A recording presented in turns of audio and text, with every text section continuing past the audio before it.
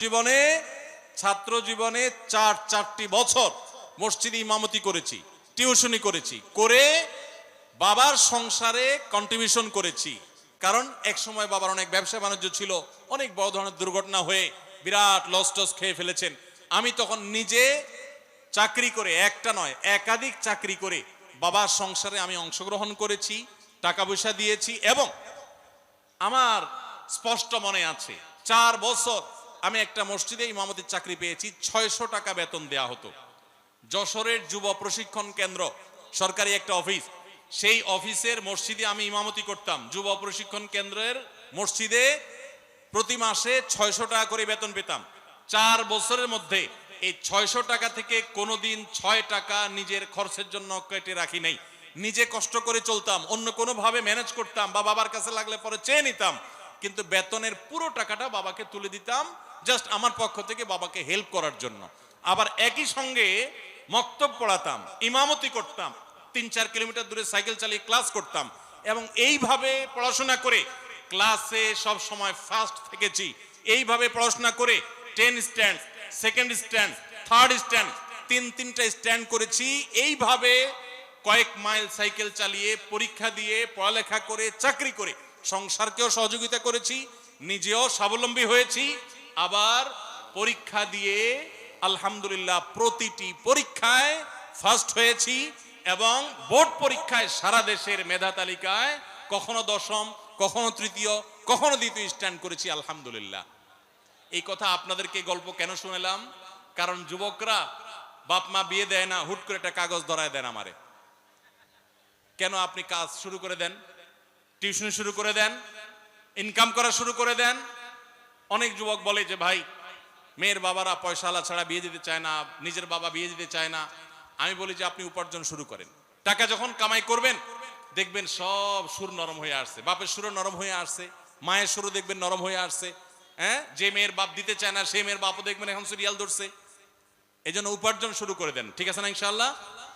ভাইরা আমার, ছাত্র জীবনে বিশেষ করে অনেকের অফুরন্ত সময় থাকে। এই সময়গুলোতে প্রোডাক্টিভ কিছু না করলে শয়তান তখন খারাপ বন্ধুদের পালায় ফেলে এবং মানুষ খারাপ কাজ করে। আল্লাহ তাআলা আমাদের সমস্ত যুবকদের চরিত্রগুলোকে হেফাজত রাখার তৌফিক দান করুন। এবং যতদিন পর্যন্ত বিয়ে না হচ্ছে ততদিন পর্যন্ত রোজা রাখবেন এবং সেই সাথে নিজের চোখকে হেফাজত করবেন, সবর করবেন, নিজেকে নিয়ন্ত্রণ করবেন।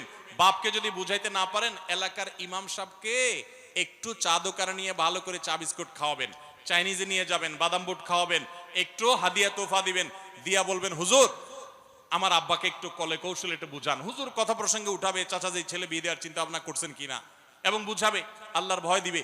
আমি একবার ঢাকায় পল্টনে একটা হোটেলে উদ্বোধনে গেছিলাম, একটা খাবারের হোটেলে। তো উদ্বোধন অনুষ্ঠান শেষে আমি বের হয়ে আসব, এক ছেলে একটু স্বাস্থ্য বেশ ভালো, সে দেখি একজনের হাত ধরে টানতে টানতে আমার কাছে নিয়ে আসছে। আয়সা ভিড়ের মধ্যে বলতেছে হুজুর একটু থামেন থামেন। আমি দেখলাম কাহিনী কি, লোকটা ইয়াং ছেলে একজন মুরব্বীকে ধরে নিয়ে আসছে। তো আয়না বলতেছে হুজুর উনি আমার আব্বা, বহুদিন বলছে বিয়ের কথা, কোনো কথা শুনে না, আজকে হুজুর আপনার সামনে পাইছি, একটু আপনি ধরেন বুঝান। আমি চিন্তা করলাম এরকম তো পরিস্থিতির মুখোমুখি কখনো পড়ি নাই, তার বাপরে একটু বুঝা টুজা কি বলবো, বাইরে চলে আসছে।